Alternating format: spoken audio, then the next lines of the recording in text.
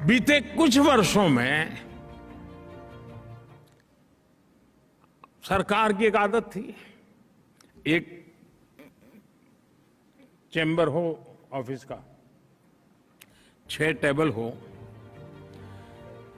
Number 1 ने जनवरी में आपसे कुछ चीजें मांगी, नंबर 2 के टेबल वाला फरवरी में फिर वही मांगेगा, फिर नंबर 5 वाला टेबल फरवरी एंड में कहेगा यार वो कागज लाओ जरा, मुझे जरूरत है। यानी नागरिकों को लगातार हजारों की तादाद में दोस्तों कंप्लेंट, ये लाओ वो लाओ, ये लाओ वो लाओ। और वो लेकर के क्या करते थे वो जाने और आप जाने। साथियों आप हैरान हो जाएंगे, अब ये काम भी मुझे करना पड़ रहा है। 25,000 से ज्यादा कंप्लायंस खत्म किए हमने।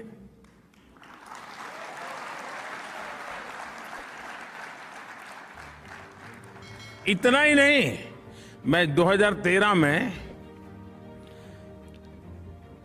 चुनाव के लिए तैयारी कर रहा था, क्योंकि मेरी पार्टी ने घोषित कर दिया था कि इसको प्रधानमंत्री बनाने वाले हैं। तो मैं जाता गया ऐसे भाषण करता था लोगों से। तो एक दिन दिल्ली में सब व्यापारियों ने मुझे बुलाया, तो व्यापारी का बड़ा सम्मेलन था और उसमें जो मेरे आगे सज्जन बोल रहे थे वो कह रहे थे देखिए वो कानून बना है, वो कानून बना है, ये कानून बना है, इसका कानून बना, सारा ढेर सारे कानून बता रहे थे। अब चुनाव के समय तो सब लोग यही कहते हैं ठीक है मैं कर लूंगा, लेकिन दोस्तों मैं जरा दूसरी मिट्टी का इंसान हूं।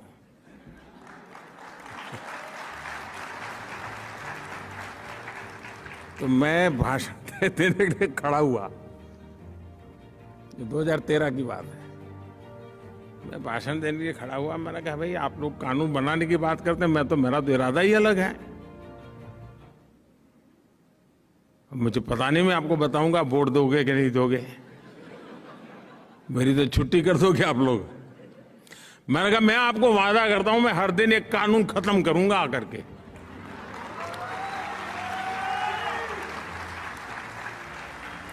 बहुत लोगों को आश्चर्य हुआ था कि ये इंसान को कुछ समझ नहीं है रहा सरकार क्या होती है, ऐसे ही माना होगा और क्या। लेकिन आज दोस्तों मैं आपको मेरा हिसाब दे रहा हूं, पहले 5 साल में 1500 कानून खत्म कर दिए दोस्तों।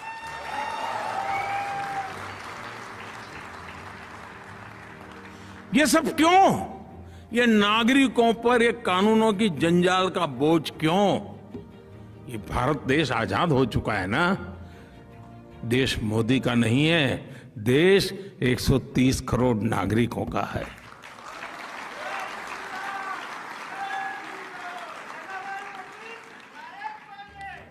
अब देखिए देश में पहले तो हमारा देश की विशेषता देखिए साहब, देश एक संविधान 2 थे।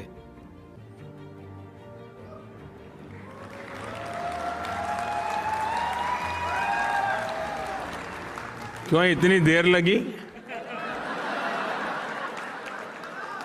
पुराने जमाने में कहते थे ट्यूबलाइट।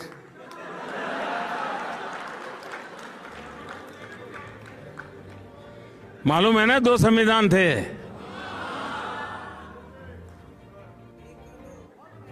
सात दशक हो गए दोस्तों, 7 दशक हो गए एक देश एक संविधान लागू करते करते।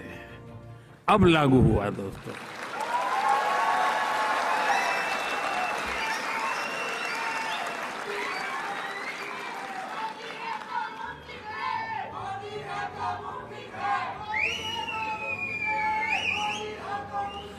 गरीब को राशन कार्ड दोस्तों, अगर वो जबलपुर में रहता है, राशन कार्ड वहां का है, और अगर मजबूरन उसको जयपुर में जाना पड़ा जिंदगी गुजारने के लिए, तो वो राशन कार्ड काम नहीं आता था। देश एक ही था, लेकिन राशन कार्ड अलग थे। आज 1 नेशन 1 राशन कार्ड हो गया।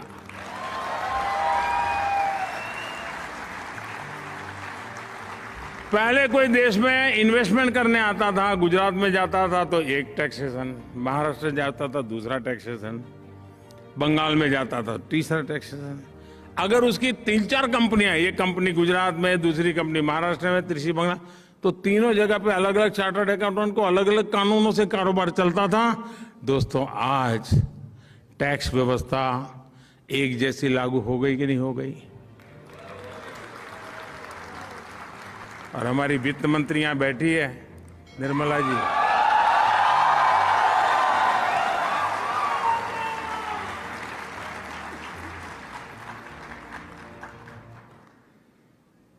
अप्रैल महीने में क्या हुआ मालूम है ना?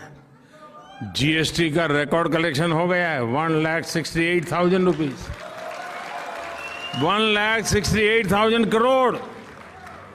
वन नेशन वन टैक्स की दिशा में ये मजबूती के साथ हुआ कि नहीं हुआ दोस्तों? साथियों, मेक इन इंडिया आज आत्मनिर्भर भारत का ड्राइविंग फोर्स बन रही है। आत्मविश्वास से भरा भारत आज प्रोसेस ही आसान नहीं कर रहा है, बल्कि प्रोडक्शन लिंक इंसेंटिव से इन्वेस्टमेंट को सपोर्ट भी कर रहा है। इसका बड़ा प्रभाव भारत से होने वाले एक्सपोर्ट पर भी दिख रहा है। अभी कुछ दिन पहले हमने $400 बिलियन एक्सपोर्ट का रिकॉर्ड तोड़ दिया।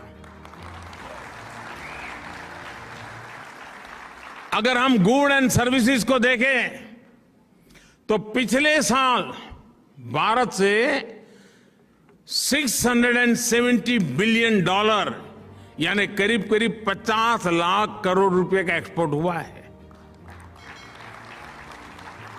आंकड़ा देख करके हाथ जम गए क्या?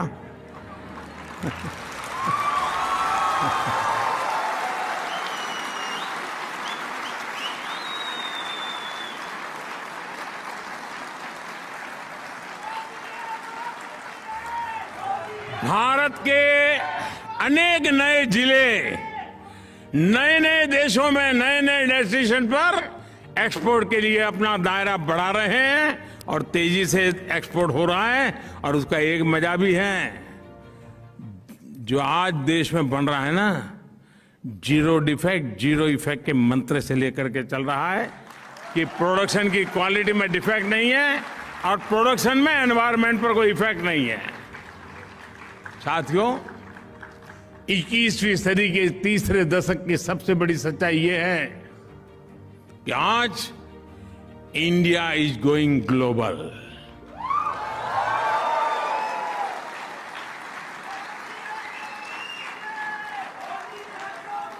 कोरोना के इसी काल में भारत ने 150 से ज्यादा देशों को जरूरी दवाइयां भेजकर अनेकों जिंदगियां बचाने में मदद की है।